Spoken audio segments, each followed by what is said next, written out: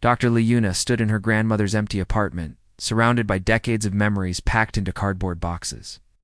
The smell of old paper and dried flowers filled the air. She had put off this task for 3 weeks since grandmother Kim Hannah passed away, but the landlord needed the apartment cleared by tomorrow. Yuna picked up a heavy wooden box from under the bed. It felt different from the others, heavier somehow. When she opened it, her breath caught in her throat. Inside were hundreds of detailed drawings, sketched in pencil and charcoal on yellowed paper. The artwork was beautiful but strange. The first drawing showed a massive ship floating in space. It was not like any Earth vessel Yuna had ever seen. The ship had curved walls and strange symbols carved into its surface. Small figures that looked human stood next to much taller creatures with 4 arms and elongated heads. The detail was incredible, down to the smallest bolt and wire. Yuna flipped through more pages. There were drawings of battles in space, humans working alongside alien beings, and detailed technical diagrams of unknown machines. Some sketches showed humans in what appeared to be advanced spacesuits, fighting creatures that looked like walking shadows. Every drawing was signed with her grandmother's name and dated from the 1950s. Her grandmother always had such an imagination, Yuna whispered to herself. The family had known about Hannah's artwork, but they thought it was just fantasy. Hannah had been a seamstress during the Korean War, not an artist or science fiction writer. Where had these incredible images come from? Yuna was an archaeologist, one of the few scientists studying the possibility of ancient alien contact with Earth. She worked at the Mars Research Station, examining meteorites and space debris for signs of non-human technology. I could see that these drawings were not random fantasy. They contained technical details that made sense, engineering principles that worked. One particular sketch caught her attention. It showed a sleek vessel with 3 curved wings and a central hull covered in geometric patterns. The drawing included measurements, cross-sections, and what appeared to be engine specifications. Yuna stared at the image, feeling a strange familiarity creep up her spine. She pulled out her tablet and opened her work files. 3 months ago, asteroid miners had discovered a derelict ship floating in the belt between Mars and Jupiter. And the ship was unlike anything humans had built, and it had been classified as the first potential evidence of alien technology. Had been part of the team studying the photographs and sensor data. With trembling fingers, she found the official photos of the discovered vessel. The blood drained from her face. The ship in the asteroid belt was identical to her grandmother's, sketched down to the smallest detail. The 3 curved wings, the geometric hull patterns, even the damage visible on the port side wing matched perfectly. Yuna sat down hard on her grandmother's old chair. This was impossible. The sketch was dated 1953, 72 years ago. Derelict ship had been floating in space for an unknown amount of time, but initial dating suggested it was ancient. How could her grandmother have drawn something that would not be discovered until decades after her death? She looked more carefully at the other sketches. Many showed technical diagrams of the same vessel's interior. There were detailed drawings of control panels, corridors, and rooms filled with strange equipment. Some sketches showed humans operating the alien technology, working alongside the 4-armed creatures. In one drawing, a young woman who looked remarkably like Yuna's grandmother stood next to a tall alien being.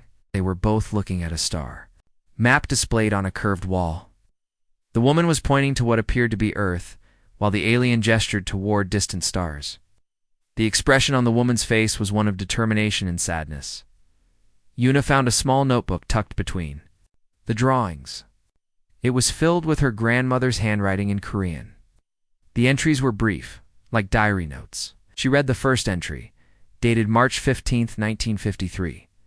The ship is beautiful, but damaged. Captain Vex says we can help fix it if we work together. I never imagined I would see the stars up close. The others are scared, but I think this is the most wonderful thing that has ever happened to us. The next entry was dated a week later. Learned how to operate the healing machines today. Sanho is getting better from his injuries. The Keth are so different from us, but they are kind. They are running from something terrible. Captain Vex says his people need our help because we think differently than other species. I do not understand what he means yet. Yuna read entry after entry, her hands shaking. Her grandmother wrote about learning alien technology, helping repair damaged ships, and participating in battles against something called the Dominion. The entries spanned several months and described incredible adventures across the galaxy. The final entry was dated September 3rd, 1953. Time to go home. Captain Vex says Earth must be protected, kept hidden from the Dominion. We cannot tell anyone what happened, but someday, when Earth is ready, humans will return to help finish what we started. I will keep the drawings safe. Someone will need them in the future. Yuna closed the notebook, her mind racing. If these were not fantasy drawings but actual historical records, then everything she thought she knew about human history was wrong. First contact with aliens had happened decades ago. During the Korean War, a small group of humans, including her grandmother, had somehow become involved in an interstellar conflict. She looked again at the technical diagrams. Her grandmother had drawn detailed schematics of alien technology, complete with annotations in Korean explaining how various systems worked. These were not the imaginings of a seamstress, but the careful observations of someone who had actually used this equipment. Yuna made a decision that would change her life forever. She carefully packed all of her grandmother's drawings and notes into her travel bag. Tomorrow, she would return to Mars and compare these sketches with the data from the derelict ship. If her grandmother's drawings proved accurate, then humanity was about to learn that they were not alone in the universe. More importantly, they were about to discover that humans had already played a crucial role in a galactic war, and that role was far from over. As she locked the apartment door for the last time, Yuna whispered a promise to her grandmother's memory. I will find out what really happened to you, grandmother, and I will make sure your drawings serve their purpose. Stars seemed brighter that night as she walked to her transport, carrying the weight of galactic secrets in her bag. 3 days later, Yuna stood on the observation deck of the research vessel Harmony, staring at the alien ship floating in the asteroid field. Even through the reinforced glass, she could see that her grandmother's drawings were perfect copies of the real thing. Every curve, every marking, every damaged section matched exactly. Captain Park Min-ho joined her at the window. He was a serious man in his 40s who commanded the Space Force security team assigned to the alien vessel. Dr. Lee, are you certain about this? We have been studying that ship for months with no success. You think your grandmother's old drawings can help us unlock it? Yuna nodded, clutching the folder of sketches. Captain, I know it sounds impossible, but look at this. She showed him a detailed drawing of what appeared to be a control panel. My grandmother drew the exact location of every button and switch. She even wrote notes about what they do. Dr. Choi Daeho, the team's language expert, looked over her shoulder at the drawings. He was a thin man with thick glasses who spoke 12 Earth languages. These symbols in the drawings, I have seen them on the ship's hull, but we could never figure out what they mean. My grandmother's notes might help with that too, Yuna said. She opened to a page covered with alien symbols and Korean translations. She learned their language, at least some of it. Captain Park made a decision. Very well, we'll try your grandmother's methods. But we go slowly and carefully. That ship has weapons. I do not want to accidentally activate them. 2 hours later, Yuna floated through the airlock into the alien vessel. The interior was exactly as her grandmother had drawn it. Long corridors with curved walls stretched ahead of them. Strange lights built into the ceiling provided a soft, blue glow. The air felt thick and smelled like metal and flowers. The artificial gravity is still working, Captain Park noted as their boots touched the floor.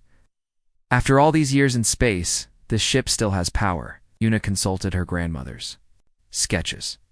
According to these drawings, the main control room is this way. She led them down the central corridor, past rooms filled with equipment she recognized from the drawings. Everything was covered in a thin layer of space dust, but nothing seemed damaged. They found the control room exactly where the drawings indicated. It was a large circular chamber with a raised platform in the center. Curved walls displayed dark screens and panels covered with the same symbols from Grandmother Hannah's notes. This is incredible, Dr. Choi whispered, running his hand along one of the control panels. The technology is so advanced, but it feels ancient at the same time. Yuna found the main control console that her grandmother had drawn in great detail. According to the notes, there was a specific sequence of symbols that would activate the ship's system safely. She located each symbol on the panel, comparing them to her grandmother's careful drawings. "Here goes nothing," she said, pressing the first symbol. The response was immediate. Lights began to flicker on throughout the control room. The screens came to life, displaying symbols and images that shifted and moved. A low humming sound filled the air as the ship's systems awakened after decades of sleep. Suddenly, a figure appeared in the center of the room. It was tall and thin, with 4 arms and an elongated head, just like in Grandmother Hannah's drawings. The figure was translucent, clearly some kind of projection or hologram. Captain Park reached for his weapon, but Yuna held up her hand. "Wait, I think this is just a recording." The alien figure began to speak in a musical language that sounded like wind chimes mixed with distant thunder. Dr. Choi frantically activated his translation equipment, trying to match the sounds to the symbols in Yuna's grandmother's notes. After several minutes, Dr. Choi looked up excitedly. "I am getting some words. This being is called ... Vex.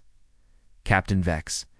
And this ship belongs to something called the Keth Collective." The hologram continued speaking, and more words began to make sense through the combination of Dr. Choi's equipment. In Grandmother Hannah's translations, the alien was welcoming them aboard and asking about the humans who had helped repair the ship long ago. "It knows about the humans," Yuna said in wonder. "It remembers my grandmother and the others." Dr. Choi worked to improve the translation. Slowly, Captain Vex's message became clearer. The Keth had been fleeing from a great enemy called the Dominion. They had accidentally brought a group of human refugees aboard their damaged ship during the humans called the Korean War. Instead of returning the humans immediately, both species had worked together to repair the vessel. "The humans helped us survive," the hologram said in broken but understandable words. "Your people think different than other species. You find solutions when others see only problems. You fight when others surrender." Captain Park frowned. What? What was this Dominion?" The hologram's image shifted, showing star maps and images of massive fleets. Dr. Choi struggled to translate the complex explanation. But the basic story became clear. Dominion was a vast empire that conquered other species by using a weapon that filled their enemies with overwhelming fear. Most species would surrender rather than face the terror the weapon created. "But humans are different," the hologram continued. "The fear weapon does not work on your kind the same way. Where others become paralyzed, humans become angry.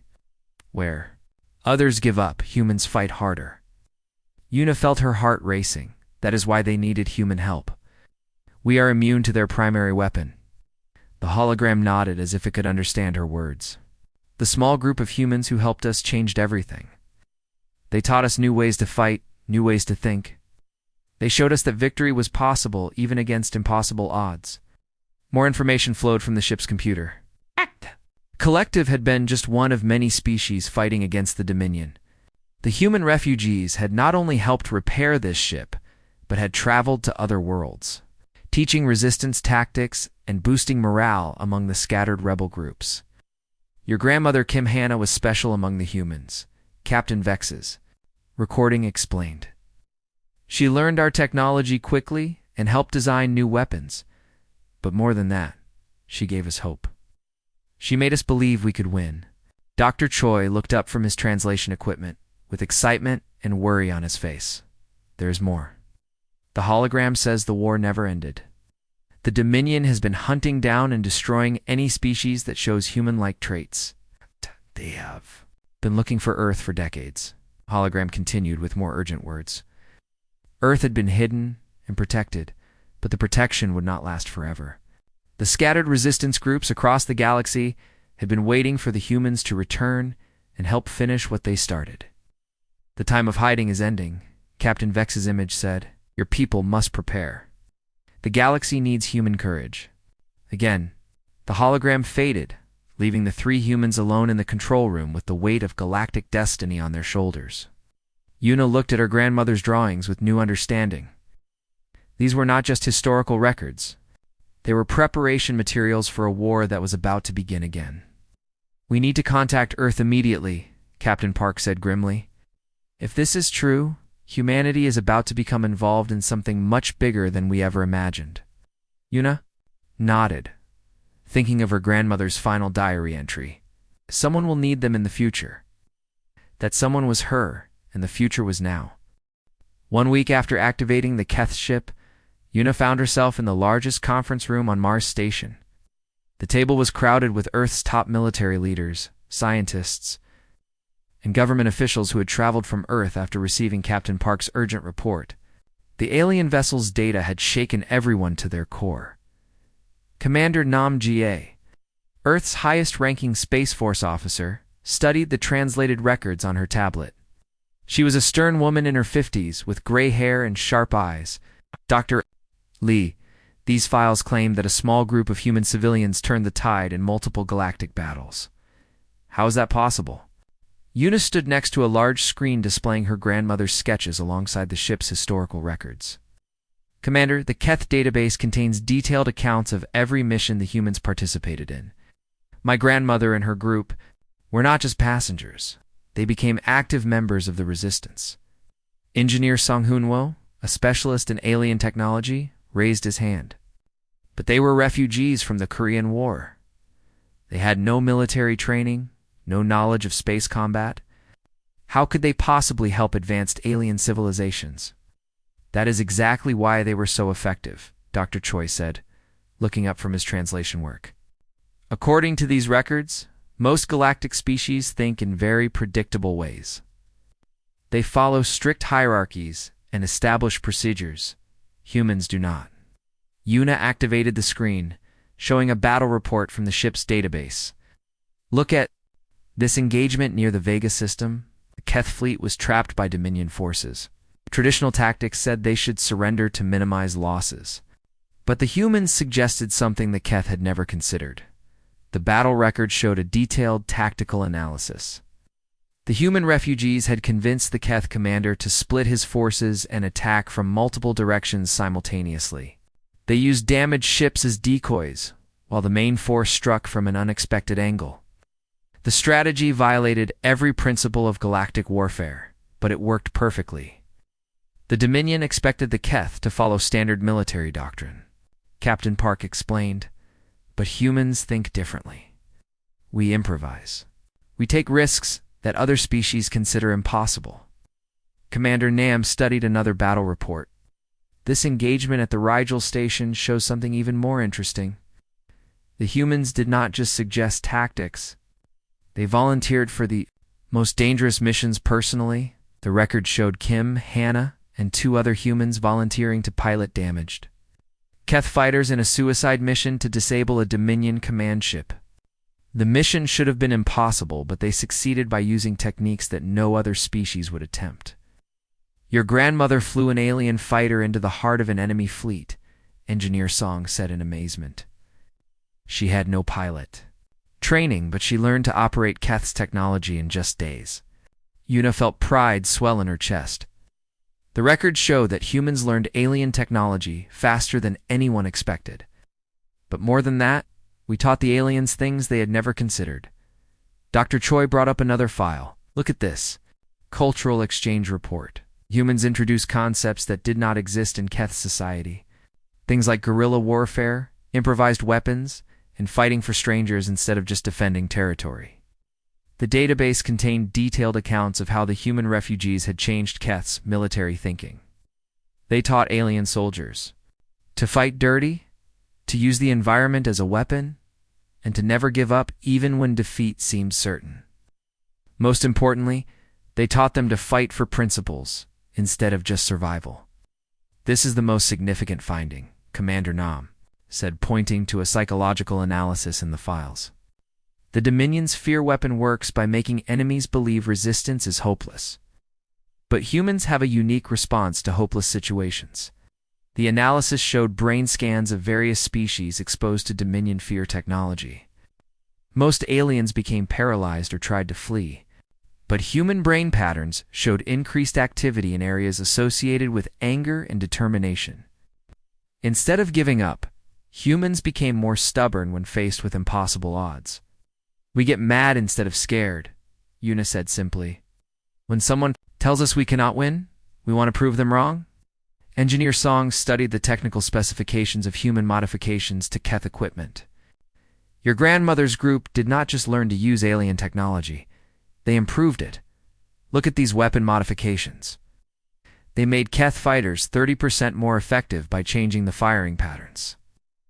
The records showed that humans had applied Earth engineering principles to alien technology in ways that surprised even the Keth.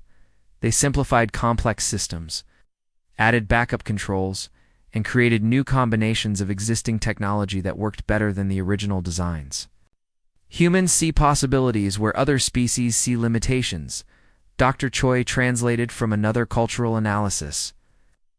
The Keth describe human thinking as chaotic but effective. "We break rules that other species follow without question." Nam found the most troubling information in the database. According to these files, the Dominion has been systematically hunting down and destroying any species that shows human-like traits. They call it genetic and cultural purification. The records showed a long list of extinct civilizations. One had developed characteristics similar to humans before being wiped out by Dominion forces. Independent thinking, willingness to sacrifice for others, and refusal to accept defeat were all marked as dangerous traits that needed to be eliminated. That is why Earth was hidden, Captain Park realized. The Keth and other resistance groups knew that if the Dominion discovered humanity, they would try to destroy us completely. Una looked at the star maps showing Dominion territory. The Empire controlled most of the galaxy, but there were still scattered pockets of resistance hiding in remote systems.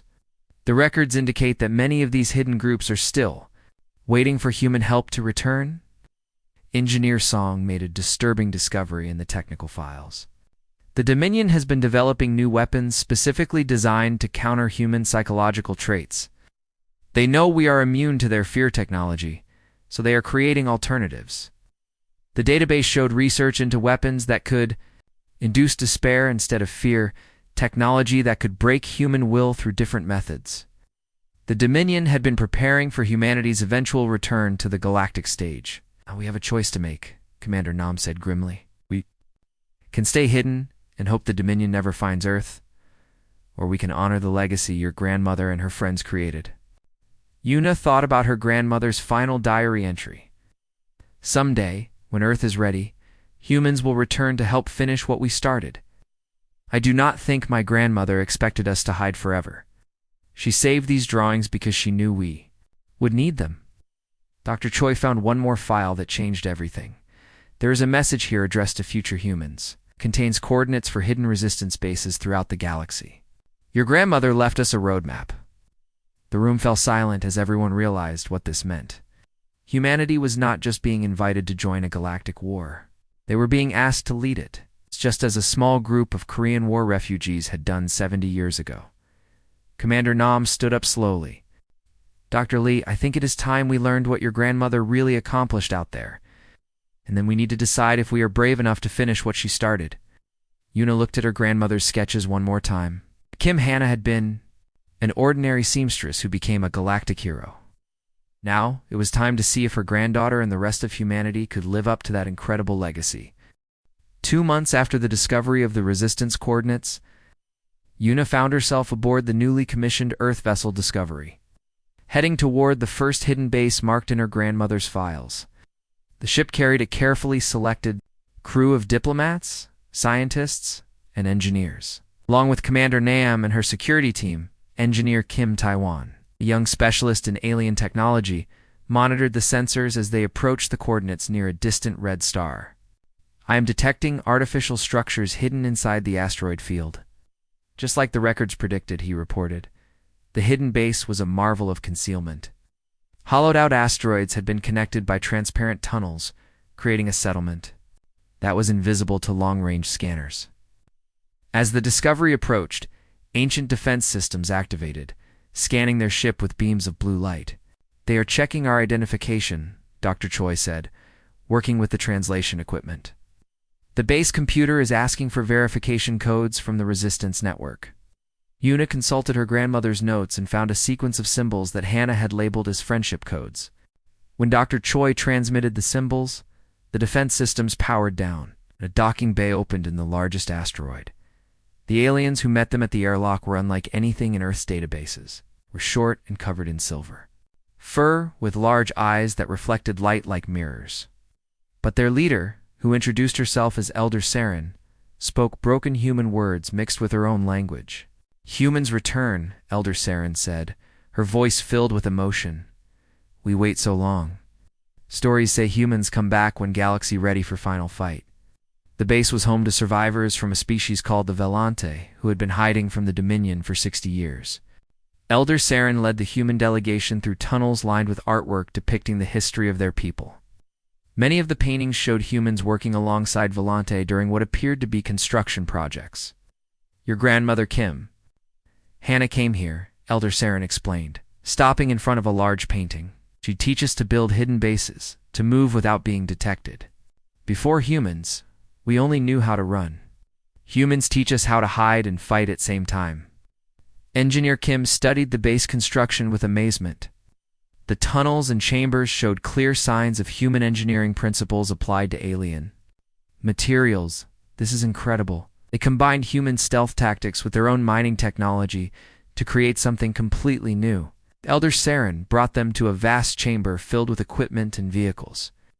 "Humans teach us to prepare for long war.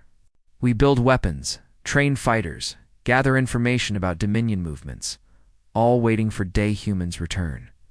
The Volante had spent decades following the strategies taught by Grandmother Hannah's group.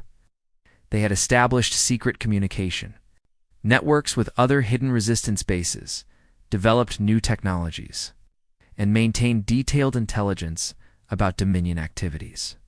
Most importantly, they had never lost hope that humans would eventually return to lead the fight. "How many other bases are there?" Commander Nam asked. Elder Saren activated a holographic star map that showed dozens of hidden locations throughout the galaxy. Many species survive in secret, all connected by network humans helped build, all waiting for signal that resistance begins again. Over the following days, the Discovery visited 5 more hidden bases. Each one housed survivors from different species, all with similar stories. Humans had appeared during their darkest moments, taught them survival techniques, and helped them establish hidden strongholds before disappearing back to Earth. On the 3rd base, they met the Korathi, a species of tall, blue-skinned beings who had been master shipbuilders before the Dominion destroyed their homeworld.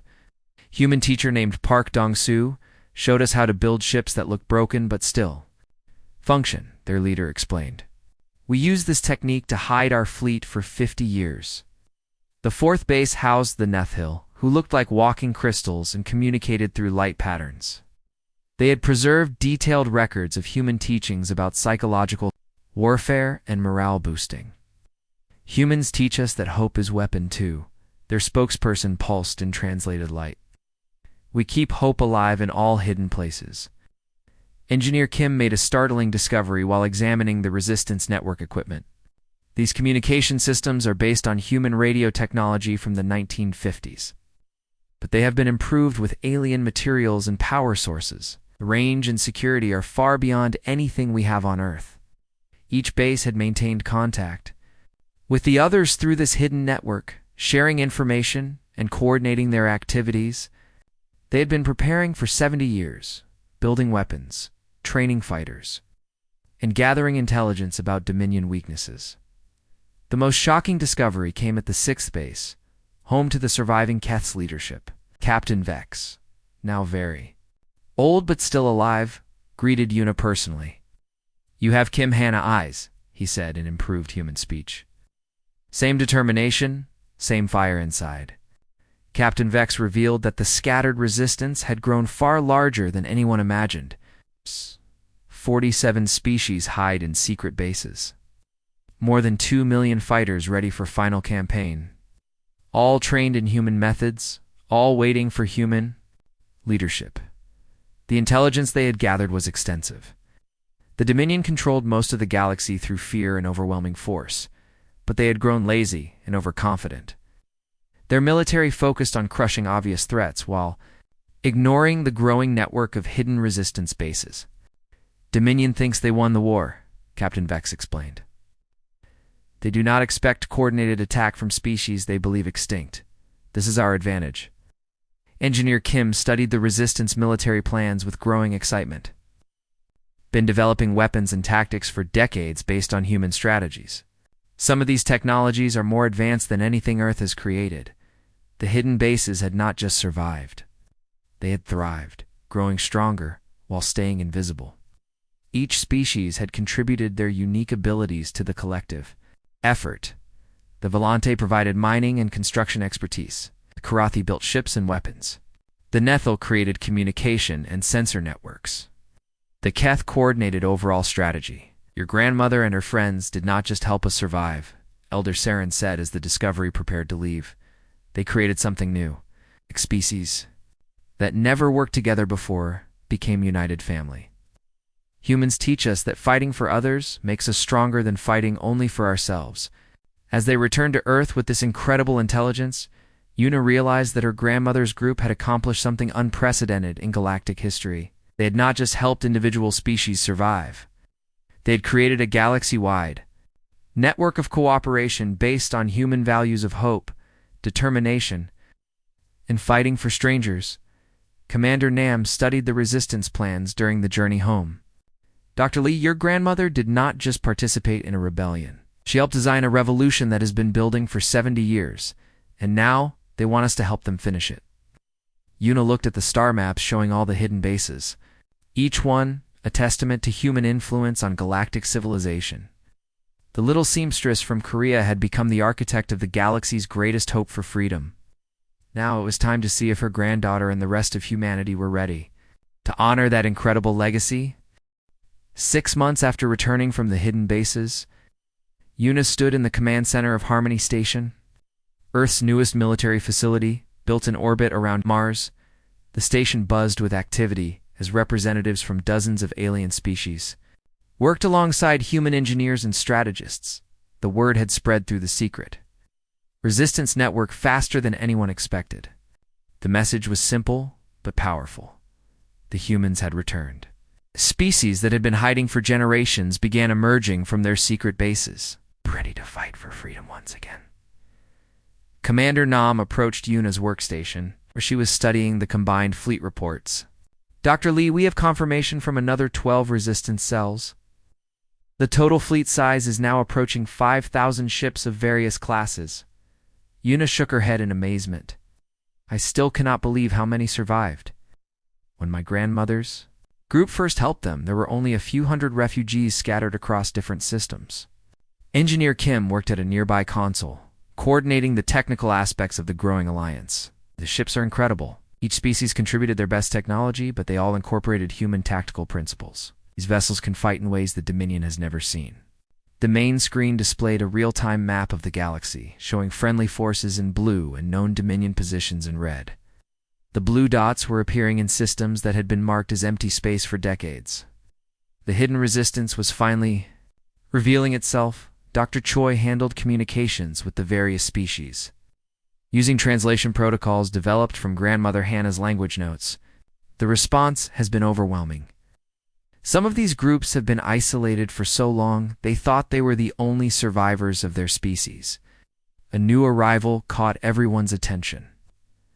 The viewports showed a massive ship approaching the station, larger than anything in the combined fleet. Its hull was covered in beautiful crystalline structures that sparkled in the starlight. That is a Nethel command vessel, Kim said in wonder. According to the database, the Nethel never built warships before humans taught them about military strategy. The ship's captain, a being who appeared to be made of living light, materialized as a hologram in the command center. When it spoke, its words translated as pure music that somehow conveyed meaning directly to their minds. We bring greetings from the Crystal Councils, the being sang. For 70 years we have preserved the human teachings about courage and sacrifice. Today, we emerge from hiding to honor our debt to Kim, Hannah, and her companions. Similar scenes played out across the galaxy as more species revealed themselves. The Karathi arrived with a fleet of ships that looked damaged and primitive but contained the most advanced weapons technology the galaxy had ever seen. The Volante emerged from asteroid fields with mobile bases that could relocate entire populations in hours. Each group brought something unique to the Alliance. But they all shared the same foundation: human strategic thinking combined with their own natural abilities. The result was a military force unlike anything the galaxy had seen before. The most remarkable thing is their coordination, Commander Nam observed, watching the fleet movements on the tactical display. These species have been separated for decades, but they work together like they have been training as a unit their whole lives. Yuna found the answer in her grandmother's sketches. Hidden among the technical drawings were detailed organizational charts showing how the human refugees had established command structures and communication protocols. They had not just taught individual tactics. They had created a unified military doctrine that all the species could follow. The centerpiece of this doctrine was something the aliens called the Human Code. It was a set of principles that Grandmother Hannah and her friends had taught to every resistance group they encountered. Fight for others, not just yourself. Never surrender while others depend on you. Find solutions when others see only problems. Hope is a weapon as powerful as any technology. They want you to address the combined. Fleet Commander Nam told Yuna, "You are Kim Hannah's granddaughter. To them, you represent the return of human leadership." Yuna felt overwhelmed by the responsibility. She was a scientist, not a military commander. But when she looked at the faces of the alien delegates around her, she saw something that gave her strength. They were not looking at her with fear or uncertainty. They were looking at her with hope. The ceremony took place in the main hangar of Harmony Station. Representatives from 47 different species gathered in person or by hologram. The diversity was incredible. Beings of crystal and light, creatures that looked like living metal, species that existed partially in other dimensions. But when Yuna spoke, they all listened with the same attention. "My grandmother Kim Hannah was not a soldier," she began. "She was an ordinary person who found herself in extraordinary circumstances. But she and her friends proved that ordinary people can accomplish impossible things when they fight for something bigger than themselves." The audience remained silent, hanging on every word. "You have all preserved their teachings for 70 years. You have built this alliance on human principles of cooperation and determination. But now you must remember the most important lesson my grandmother learned. Humans are not special because we are stronger or smarter than other species. We are special because we refuse to give up on each other." Elder Saren from the Volante base stepped forward. "Kim Hannah teach us that hope is choice, not feeling. Even when situation looks impossible, we choose to believe victory is possible." Captain Vex, now serving as the overall resistance coordinator, added his voice. "Humans show us that fighting for strangers makes us stronger than fighting only for ourselves. Today we fight not just for our own species, but for freedom of all life in galaxy." The pledges came one by one. Each species committed their forces to the final campaign against the Dominion. But more than that, they committed to the human values that had kept them united through decades of hiding and preparation. The Karathi promised their advanced shipyards. The Nethal offered their communication networks. The Volante provided their mobile bases and construction expertise. Dozens of other species contributed their unique abilities, creating a combined force that was greater than the sum of its parts. "Dominion rules through fear," Yuna concluded. "They believe that terror can crush any opposition. But they never encountered anything like this. They never faced an alliance built on hope instead of fear, on cooperation instead of domination." As the ceremony ended, Yuna realized that something extraordinary had happened. Her grandmother's sketches had not just preserved historical records. They had preserved the blueprint for galactic revolution. Every drawing, every technical diagram, every strategic note had been part of a larger plan to unite the galaxy against tyranny and engineer. Kim brought her the final fleet reports. 5,300 ships, representing every known resistance group in the galaxy. Mobile bases capable of supporting millions of refugees. Weapons technology that combines the best of 47 different civilizations, all organized around human tactical doctrine. Commander Nam studied the intelligence reports about Dominion positions. They have no idea what they are facing. Their spies report only scattered refugee groups hiding in remote systems. They do not know about the alliance, the coordination, or the advanced technology. But Yuna knew the real advantage was not in numbers or technology. It was in the spirit that her grandmother had helped create. The resistance fighters were not just following orders or protecting territory. They were fighting for the dream of a galaxy where different species could work together as equals, where diversity was strength instead of weakness. My grandmother drew pictures of this day 70 years ago, Yuna said, looking at the assembled fleet through the viewports. She knew that someday all these species would unite to finish what she and her friends started. Tomorrow, we find out if she was right about the outcome too. The galaxy was about to discover that the human spirit, once awakened in others, could not be stopped by any force in the universe. The final battle for galactic freedom began not with massive fleets clashing in space, but with a simple message broadcast across every Dominion world. Yuna stood in the communication center of Harmony Station, speaking directly to billions of enslaved beings throughout the galaxy. "My name is Lee Yuna, granddaughter of Kim Hannah," she said into the transmitter. 70 years ago, my grandmother and a small group of humans helped plant the seeds of your liberation. Today, those seeds have grown into a forest of hope that will sweep across every star system. The broadcast reached planets where entire populations had lived under Dominion rule for generations. It carried the human code that Grandmother Hannah had taught to the first resistance groups. Fight for others. Never surrender while others depend on you. Hope is a choice, not a feeling. But the real power of the message was not in the words. It was in what happened next. On world after world, populations that had been crushed into submission began to rise. Factory workers sabotaged production lines. Transport pilots refused to carry military supplies. Even species that had never heard of humans began to demonstrate the same stubborn determination that had defined the resistant Commander Nam. Monitored the Dominion response from the tactical center. Their military is in chaos. They're designed to crush organized resistance, but they have no response to galaxy-wide civil disobedience. The Dominion's greatest strength had become their weakness. For centuries, they had ruled through fear, conditioning entire populations to obey without question. But the human code had spread through underground networks, teaching people that courage was contagious, that small acts of defiance could become unstoppable revolutions. Engineer, Kim coordinated the technical aspects of the campaign. The resistance cells are activating right on schedule. Every major Dominion supply line is being disrupted simultaneously.